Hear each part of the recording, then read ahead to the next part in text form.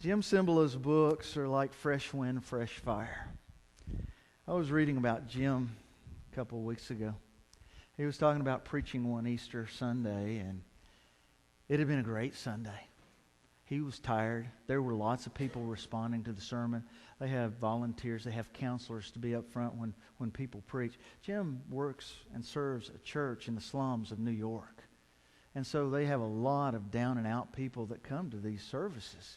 And so he's tired. He's done a bang-up job. Instead of coming down greeting people, he just sat on the edge of the stage. He just loosened up his tie. He sat there, and he's just rejoicing in the Lord letting him worship that day.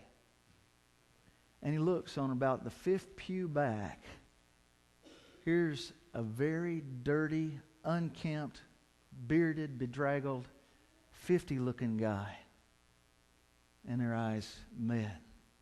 And the guy didn't say a word to him, but he was saying eye to eye, "Can I talk to you?" And Jim said he felt like, "Oh, no, Lord, no.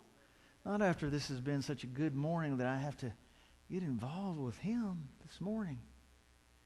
Because he saw it as, he's just going to come. It's some homeless guy. He's going to come. He's going to ask me for money. He's going to want to go spend it on wine. Yada, yada, yada. And everybody, all the volunteers were busy. And he said, "I had a credit card and some bills in my pocket, and I thought, well, I'll just give them to him." And here he came right towards me. And he got up and he was fishing around this back pocket. He's looking for something just to give him and let him go. He says, "We don't usually give people money. We take them, we buy them a meal or something like that. We want what we give them to be something that will bless them instead of continue to hurt them." And when the guy got within 5 feet of him, the odor, he said it almost knocked him down. He said when he talked to him, he'd have to turn and inhale and talk to him. And go and turn and inhale again. He said it was just so bad, it was about to make him sick. And he took that money and he was pushing it towards him. The guy said, "I don't want your money. I want this Jesus that you've been talking about this morning." He said, "What's your name?" He said, "David." He said, "David, how old are you?" He said, 32. Remember, I said he looked like he's 50. He said, "Where'd you sleep last night, David?" He said, "In an abandoned truck."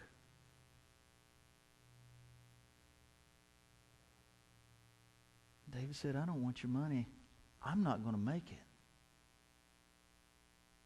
I want your Jesus."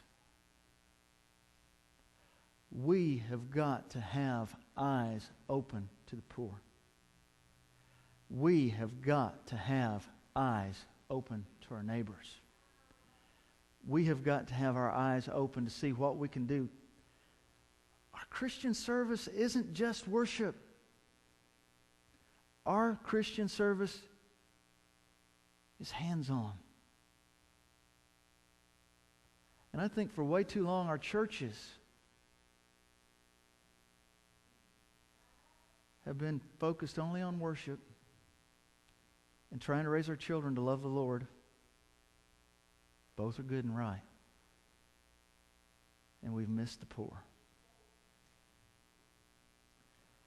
Jim said,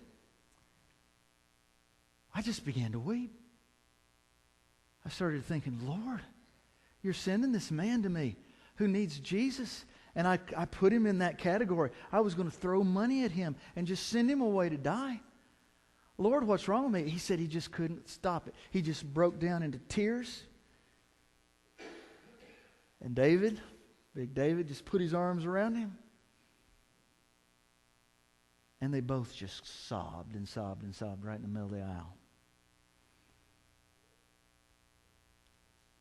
And he was breathing that scent off of David.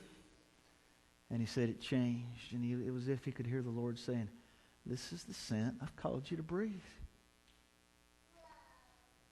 Will you accept it for me?" And he was praying inside. He said David didn't know what was going on. I was praying, "Lord, forgive me. I'm unworthy. I've missed my point of being here, my calling. Forgive me." The story, jumping ahead a year, he said about 6 months into David's relationship, they hired him to be one of the maintenance men on staff. And so he started working for the church.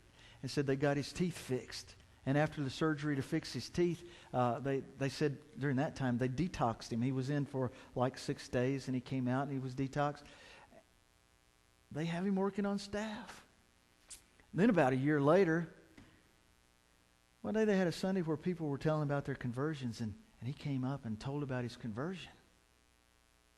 And Jim said, he's a preacher, to his own heart. And now this guy is an associate minister working in a church in New Jersey. All because one day God led a man to lock eyes with a preacher who was saying, oh, no, not again. We've got to break our misconceptions about the people around us. I'm not saying don't be wise. You can get yourself in some places where you can get your throat slit. But I do remember him saying that we're to be as wise as serpents and as innocent as doves. And I do believe the reason that we've been called and that we were baptized, and instead of being taken to heaven after our sins were forgiven, is so we can bless this world. That is what we're here for. That's what we're about.